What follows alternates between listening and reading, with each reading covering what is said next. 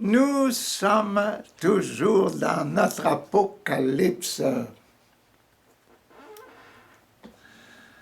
Ah, Seigneur, Seigneur, Seigneur. Et nous sommes dans un point stratégique. Nous sommes dans le 5e sacrement, sacrement de l'extrême onction, de l'extrême action. Il veut y avoir une action extraordinaire à se passer aujourd'hui. Bien oui. Et nous sommes exactement... hier, nous avons parlé du milieu de la langue. Le fameux 144 000 de population juive. Les 12 000 avec le sceau de l'agneau, déjà sanctifiés, 12 000 de chacune des tribus. Ils sont 12 tribus, ça fait 144 000 du peuple juif, peuple de Dieu, les tribus d'Israël, Israël, le peuple de Yahvé. 144 000. Je vous ai parlé du 1 et du 2. Le 1, qui est le sacrement du baptême, et le 2, le sacrement de réconciliation. Le baptême, quand on donne le baptême aux enfants, aux bébés, les bébés ne peuvent pas se réconcilier parce qu'ils sont trop jeunes, mais quand ils vieillissent un peu, ils devront se réconcilier avec le baptême. C'est pour ça qu'il y a le chiffre 1 et le chiffre 2. Le 2, sacrement de réconciliation. Ils doivent se réconcilier avec le baptême. Les enfants de Dieu doivent se réconcilier un jour avec leur baptême. Réconcilier eux-mêmes, se rapprocher de Dieu avec toute la connaissance. Aimer Dieu de tout leur cœur, de toute leur âme, de tout leur esprit, de toute leur force. C'est ça, se réconcilier. C'est ça le chiffre 12. 1, sacrement de baptême et sacrement de réconciliation. Et dans le 144 000, c'est le 1, c'est encore le chiffre 1. Le chiffre 4, le numéro 4, c'est la partie du ventre où les mamans ont leurs enfants. Donc, où le peuple de Dieu, la tribu de Judas, la tribu de Joseph, la tribu de Bartholomé, Benjamin, ce sont tous des enfants d'Israël et réconciliés, avec le 2, le 1, leur baptême, 1 et 2 ensemble, ça fait la réconciliation. Maintenant, c'est 1 et 4. 1, ils sont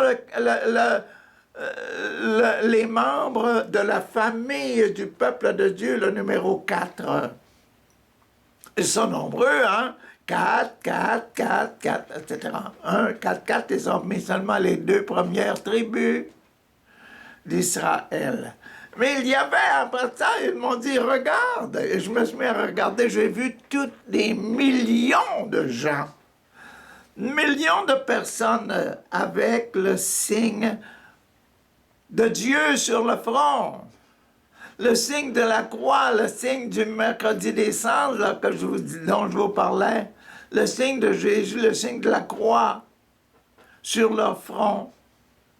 Donc, ils étaient aussi des baptisés, réconciliés, assez vieux pour réfléchir et se dire « Je suis un de la famille de Dieu ». Et c'est ça le 1 et le 2. Donc, tout le reste, les millions qui étaient sur la terre, ce sont les enfants de Dieu. Voyez-vous, et ça, c'est la partie centrale central de la bouche, Dieu et son peuple. Et son peuple est Jésus au milieu du peuple. Jésus au milieu du peuple. L'autel au milieu du peuple, et sur l'autel, on immole.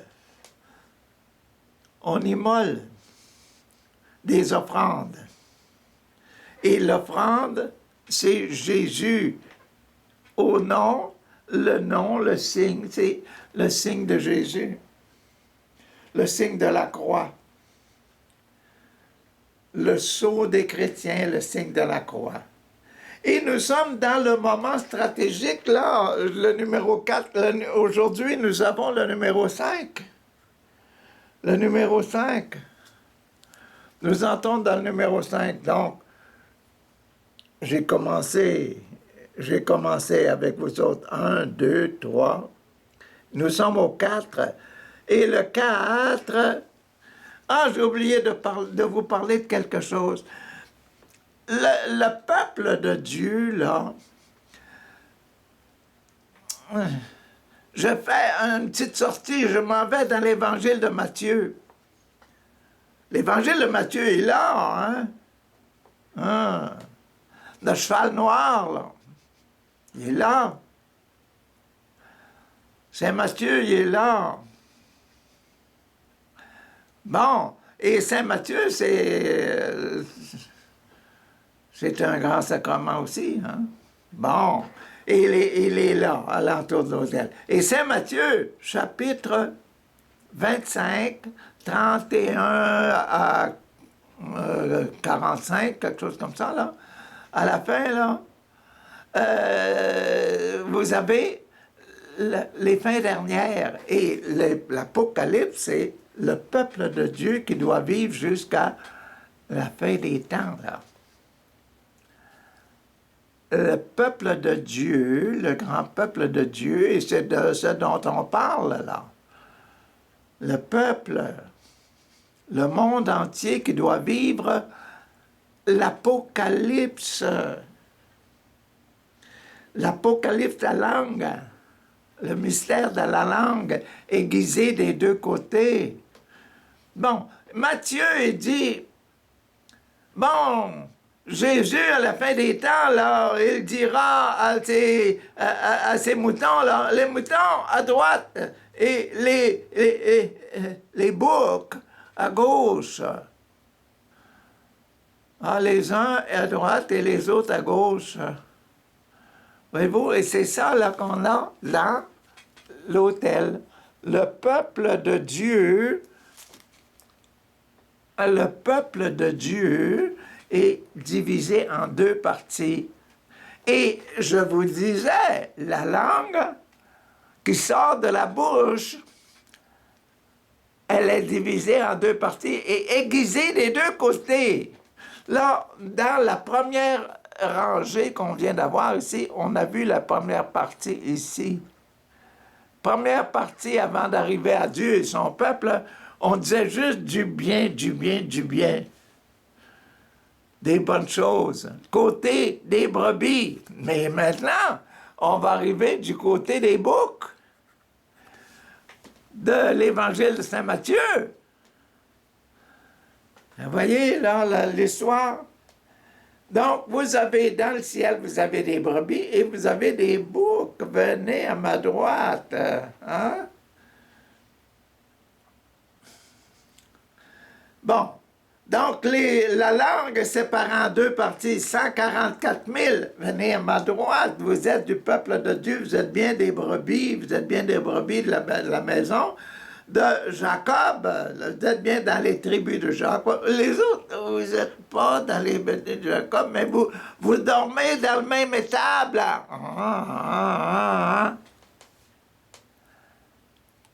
Tout le même étable. Il y a des brebis, il y a des boucs. Maintenant, les boucs, pour devenir blancs comme des brebis, vous êtes obligé de passer à travers des tribulations. Et c'est pour ça qu'aujourd'hui, nous sommes au point 5. Le sacrement des malades. il y a des fruits, il y en a des gens, des chrétiens qui sont malades, en état de péché, ou qui étaient malades et qui ont eu besoin d'être purifiés dans le sang de l'agneau. Ah, c'est ça, là. Les millions et les millions qui étaient quand j'étais là, je regardais. Qu'est-ce que c'est grand? J'avais demandé au responsable de la famille, là, les 24, là, qui sont ces gens-là?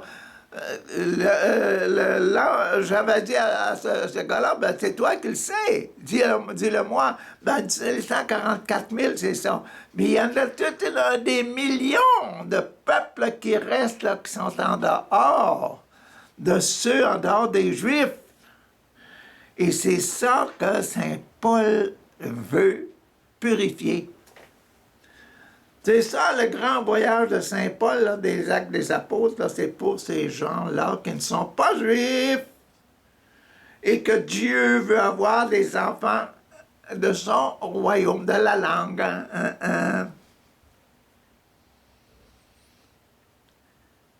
Des Romains, des Grecs, des Égyptiens, de tous les pays, des Japonais, des Chinois, des Américains. Il veut toutes les avoir. Le bon Dieu veut que nous soyons tous de ses enfants. Et quelle est la condition? C'est avoir le signe, recevoir le baptême. Le baptême, quand on est bébé, c'est OK, mais quand on grandit, on a besoin d'accepter notre baptême quand on vieillit un peu. Si on fait ça à l'âge de 7 ans, 12 ans, 15 ans, 20 ans, on se réconcilie. Il y en a qui se réconcilient jeunes, d'autres se réconcilient plus tard quand ils commencent à...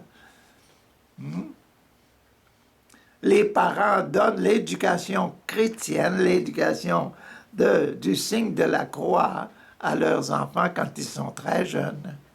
Ils commencent à se réconcilier avec ça. Ils vivent avec ça. Et c'est si beau de voir les enfants prier avec la générosité et la pureté de leur cœur. C'est ça. C'est le point auquel on est aujourd'hui. Le point de... Et ce sacrement des malades, là, il commence par le 7e sceau. Le 7e sceau. L'autre jour, je chantais les sceaux. Les sceaux, ils sont la sagesse, l'intelligence, le conseil, la force, la science, la piété, la crainte de Dieu. On lui donne des fois d'autres noms. En anglais, il commence par la puissance, la power, riches, la richesse, la sagesse, la science, l'honneur. La science, c'est pour l'honneur. Et l'avant-dernier, c'est la gloire. Et la dernière, c'est la louange. Bien, aujourd'hui, là, c'est le numéro 7. L'extrême action. L'extrême, le saut extrême. L'extrême action, c'est de briser le sceau numéro 7 de Jésus. Et c'est là qu'on est aujourd'hui pour l'extrême onction. Et que ça va bien ensemble, hein? Sacrement de l'extrême onction, puis l'action extrême de couper le dernier des sceaux. Le sceau de la louange. Et dans cette louange, on aura des trompettes qui célèbrent la gloire, la louange de Dieu, le Père, du Dieu dans son peuple. Et c'est là qu'on est, exactement là. Et on va voir, il va y avoir des trompettes, et on va voir ça. Commençons par lire le texte. Quand l'agneau brisa le 7e sceau, quand Jésus brisa le 7e sceau, il y eut dans le ciel un silence d'environ une demi-heure, 30 minutes. Ouais, quand on a une minute de silence, nous autres, là, pour respecter nos morts, on se trouve ça long. Mais là, 30 minutes d'attente, de silence parfait, pour tout ce monde-là! Maman! Il y en a du monde, hein?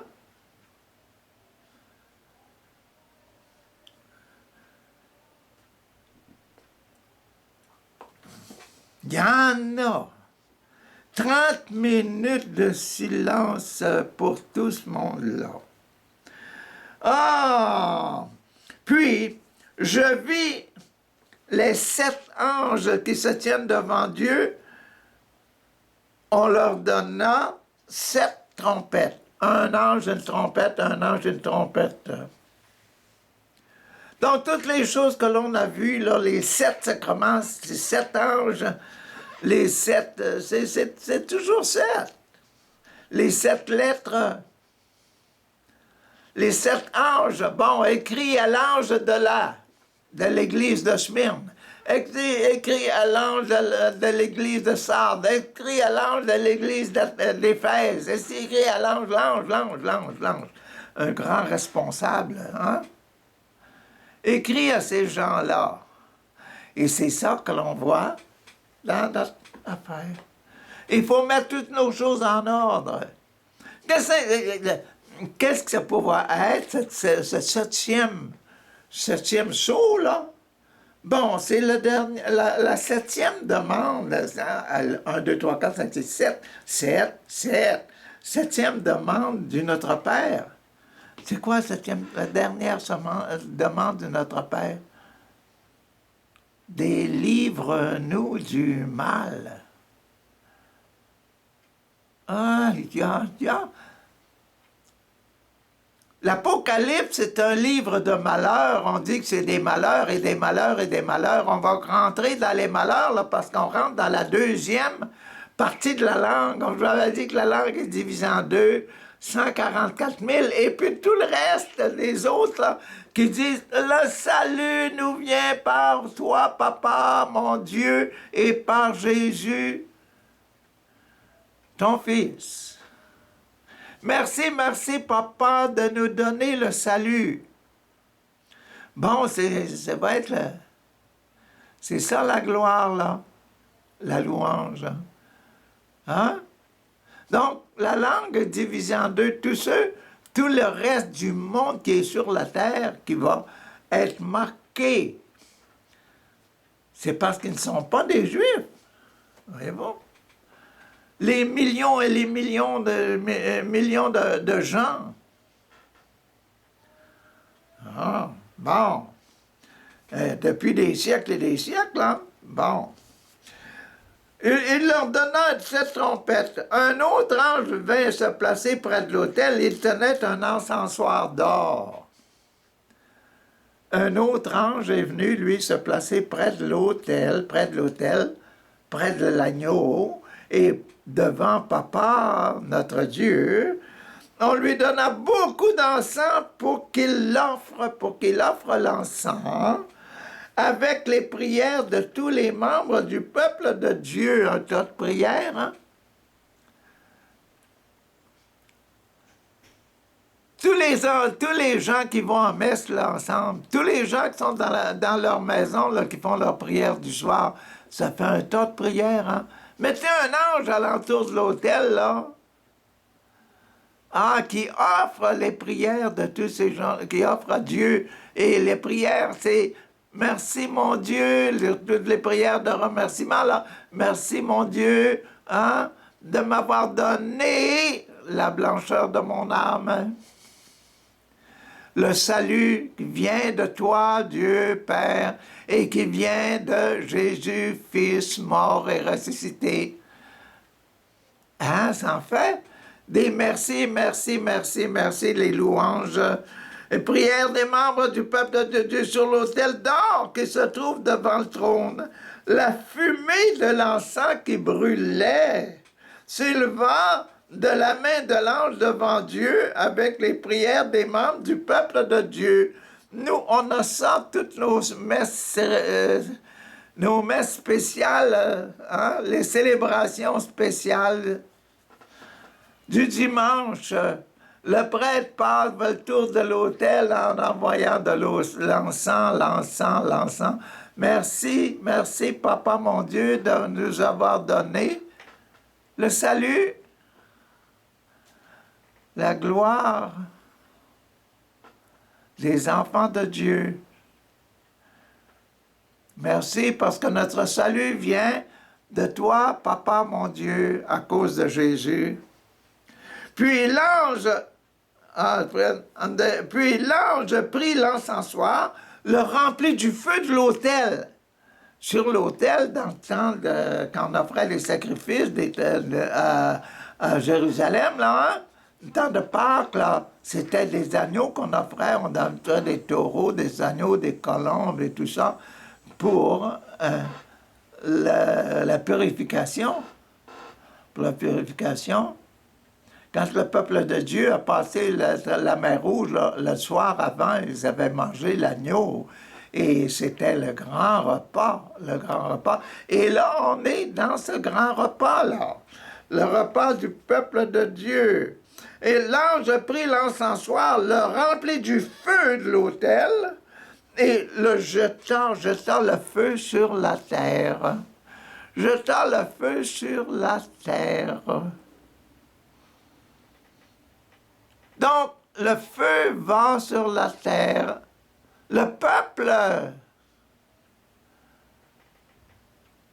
la terre entière, il y en a du monde dans tous les pays. Jeta le feu, jeta des malheurs, comme la sortie d'Égypte, comme Moïse a fait pour faire sortir le peuple de Dieu de l'Égypte. Il y a des fléaux. Aujourd'hui, on a la COVID. On est en train de vivre la COVID. Un virus difficile à contrôler. Et c'est sur la terre, c'est entre nous, ça. Nous sommes vivants, nous ne sommes pas encore morts. Après notre mort, il n'y en aura plus de COVID. Mais c'est pendant qu'on vit que les fléaux viennent. Quel est le but de ces fléaux-là? Le fléau dans le cœur de Dieu est pour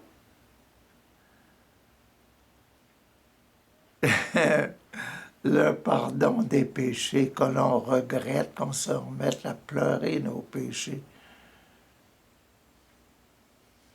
Le but de Dieu pour les fléaux, c'est de nous permettre, de nous faire penser à regretter nos péchés et à essayer de plus en plus de vivre comme l'agneau de Dieu qui efface les péchés du monde. Avec l'esprit de notre Jésus. Vivre l'esprit de notre Jésus. C'est notre façon de passer à travers nos difficultés terrestres, nos apocalypses, nos COVID. Ceux qui souffrent la COVID avec l'amour de Dieu dans leur cœur et qui n'ont pas peur de la mort, parce que la mort fait simplement nous délivrer des douleurs du monde, mais après la mort, mon âme va aller se reposer avec le Seigneur. Reposer en Dieu, nous sommes le peuple de Dieu. La COVID n'existera plus après la mort. Donc, tous les fléaux dont vous allez entendre parler, qui ne sont pas nommés ici, mais qui arrivent dans notre monde, là, les guerres, les famines et toutes sortes d'histoires qui arrivent dans le monde, les tremblements de terre, les volcans, tout toutes ces choses-là qui arrivent dans le monde, là. Les guerres entre les peuples, la haine, là.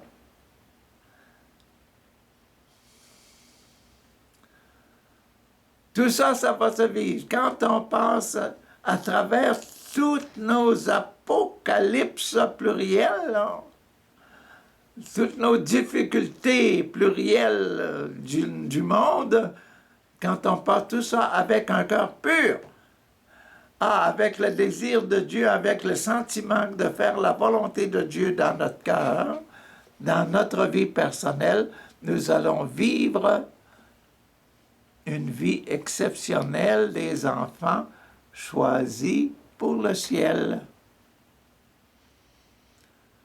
Mais, comme je vous dis, les fléaux sont pour le monde entier, mes chers amis. Quel que soit le nom qu'on donne aux fléaux, c'est pour le monde entier et c'est pour nous aider. Le but du fléau, c'est de nous faire regretter nos péchés et de nous rapprocher de Jésus-Christ. Nous rapprocher de la vie de Jésus, de l'Esprit dans lequel vivait Jésus sur la terre. Ah! Puis l'ange prit l'encensoir, le remplit du feu de l'autel, le jeta sur la terre. Il y eut des coups de tonnerre, des sons, des éclairs, des tremblements de terre, des guerres, toutes sortes d'histoires.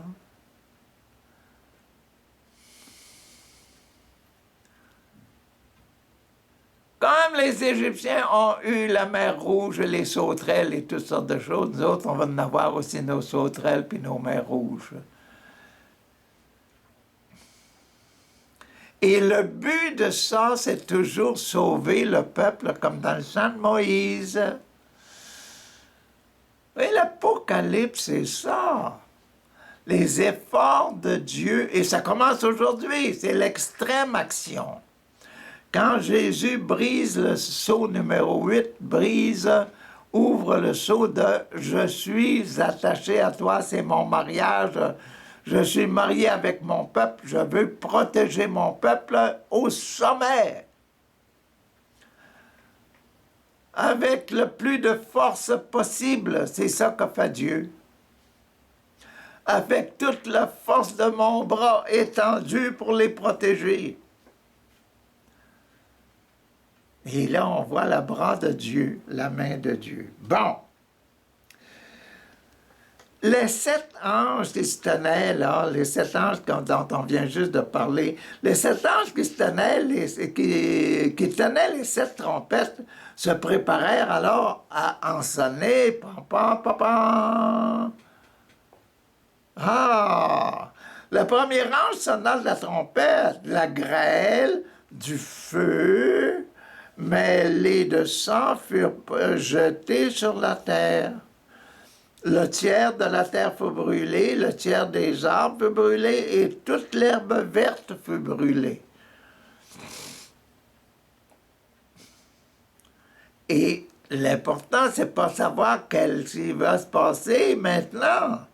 L'important, c'est savoir, est-ce que je vais regretter mes péchés, commencer à pleurer, puis dire « Seigneur, Seigneur, sauvez-moi ». C'est ça l'important. L'important nous autres, là, les hommes, on trouve, quel est ce sceau-là qui s'en vient? Quelle est cette trompette-là? Quel est ce malheur qui tombe sur nous? Mais c'est pas le sens, c'est pas quel est le malheur qui est important, c'est comment est-ce que je vais me sanctifier avec ce malheur? Le vrai sens de l'Apocalypse, c'est comment est-ce que je vais réaliser que nous allons réaliser notre sanctification. Comment est-ce que nous allons aller au ciel avec ce malheur, à se passer à travers ce malheur? Le malheur est bon parce qu'il fait réfléchir ceux qui sont douteux. Il est supposé de faire réfléchir les mauvais, parce que bon Dieu veut que les mauvais se rapprochent de lui et deviennent ses enfants. Puis, le deuxième ange avec sa trompette sonna de sa trompette.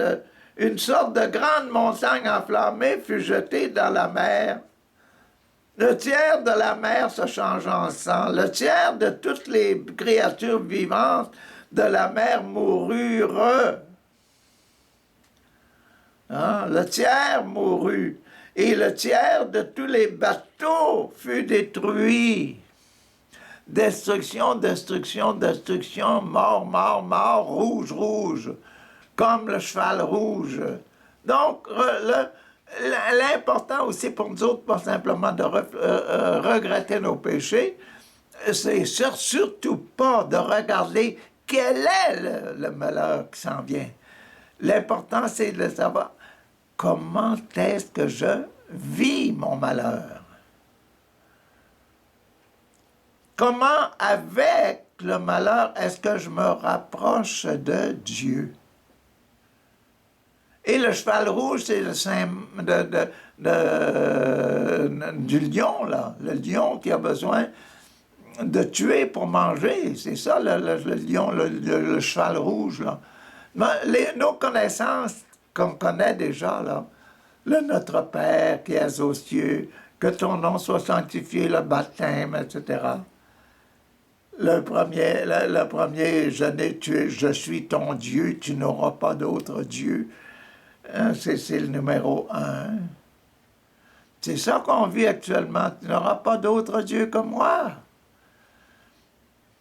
Je veux que tu sois mien, même après le malheur.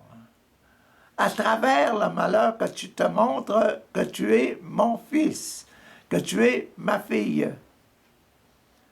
L'important, c'est pas le cataclysme que l'on vit, c'est la façon que l'on vit le cataclysme, l'apocalypse, la façon que l'on vit notre apocalypse, notre vie de malheur. C'est la façon de vivre qui est importante. Bon, le deuxième ange, bon, puis le troisième ange sonna de la trompette. Une grande étoile qui brûlait comme un flambeau tomba du ciel et tomba sur la terre, sur le tiers des fleuves, sur les sources d'eau. Le nom de cette étoile est Amertume. L'étoile qui tombe, l'étoile du matin qui tombe, là. L'étoile de la troisième lettre, là, la lettre numéro 3. La petite pierre blanche, là, que l'on reçoit. Voilà. Hein? Elle doit rester blanche. L'important, c'est qu'on soit pur, qu'on reste pur. On doit vivre parmi les difficultés, l'apocalypse du monde. Ah. Le tiers des eaux devrait amer, parce que le nom, hein, et beaucoup d'hommes moururent d'avoir bu de l'eau parce qu'elle était devenue amère. Le nom de l'étoile, c'est Amertume. Et les gens qui buvaient de l'eau, à cause de cette étoile qui était tombée du ciel, qui avait mis sa douleur là, une étoile tombée du ciel, imaginez-vous. Nos étoiles chrétiennes, là, qui à un moment donné changent d'idée et deviennent des étoiles du démon.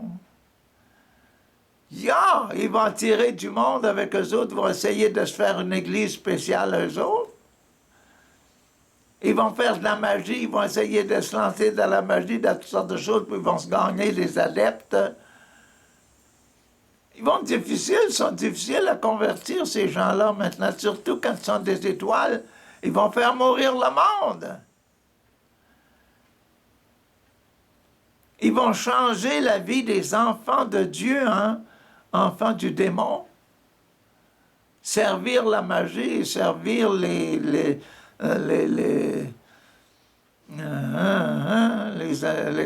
idées de se faire avorter, ces choses-là, là, toutes ces idées-là. Ils vont triompher dans notre monde. Il faut vivre selon Jésus-Christ. pas selon les idées des gens, mais selon la formation que Jésus veut mettre dans nos cœurs, que Dieu, notre Père, veut mettre dans nos cœurs. Les étoiles qui tombent du ciel, ceux qui étaient bons et qui deviennent des instruments de Satan, ils transforment notre monde, font beaucoup de tort. Et ces gens-là qui ne sont plus des enfants de Dieu n'entreront pas au ciel. Ils font beaucoup de tort, les étoiles. Bon. Puis, le quatrième ange sonna sa trompette, le tiers du soleil fut frappé, ainsi que le tiers de la lune et le tiers des étoiles, noircis, tachés. Et vous voyez que ces fléaux-là sont dans le numéro 5, là, ça commande l'action de Dieu qui envoie des fléaux sur la terre. Pourquoi? La langue de ce côté-là, elle coupe le mal. Elle veut enlever le mal.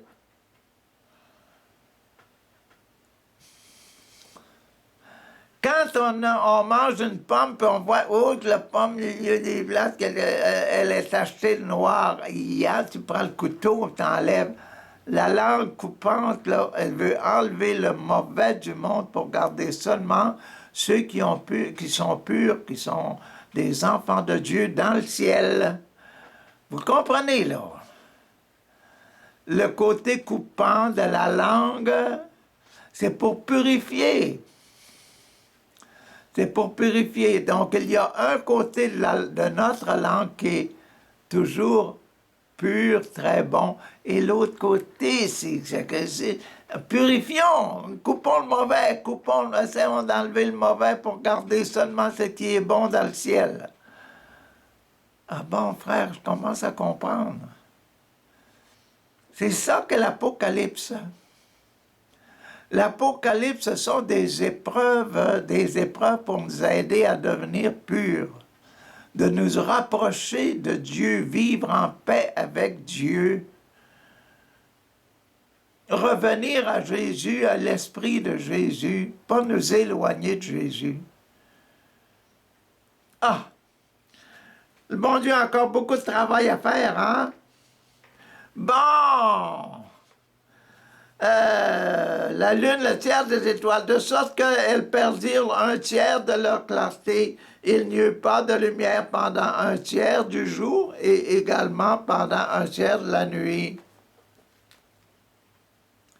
Je regardais encore et j'entendis un aigle qui volait, un aigle qui volait. Quel aigle que ça peut bien être? Bon, probablement, c'est Saint Jean. Hein?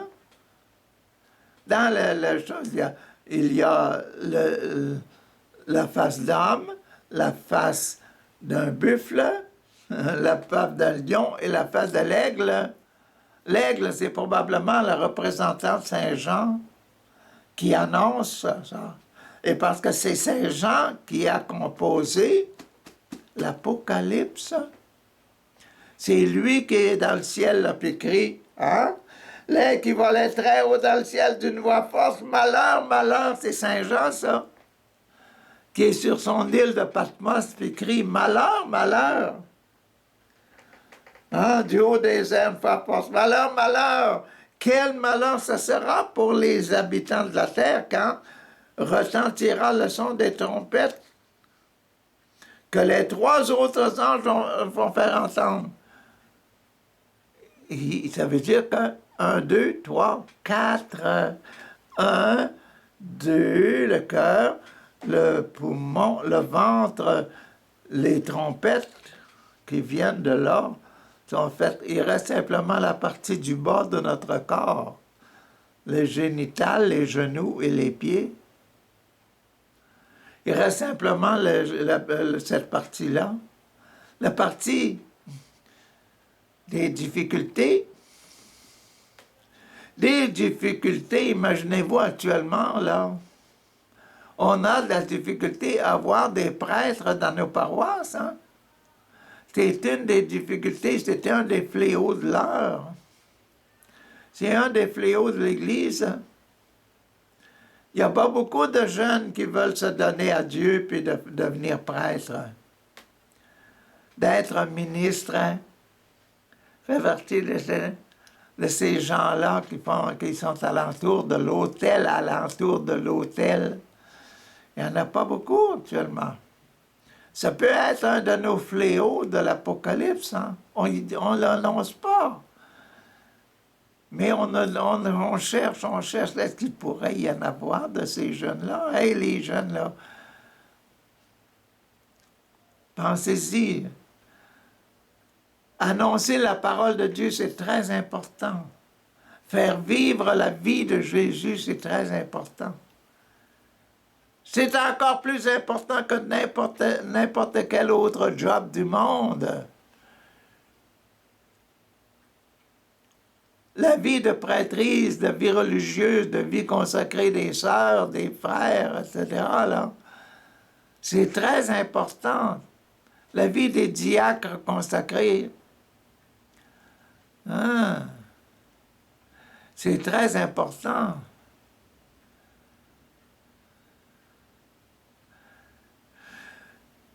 Et ça peut se vivre de différentes façons. Ça peut se vivre en tant que ministre dans les églises. Ça peut se vivre aussi si vous autres, les jeunes, là, vous êtes intéressés. Vous pouvez travailler par l'Internet, en faire des belles affaires.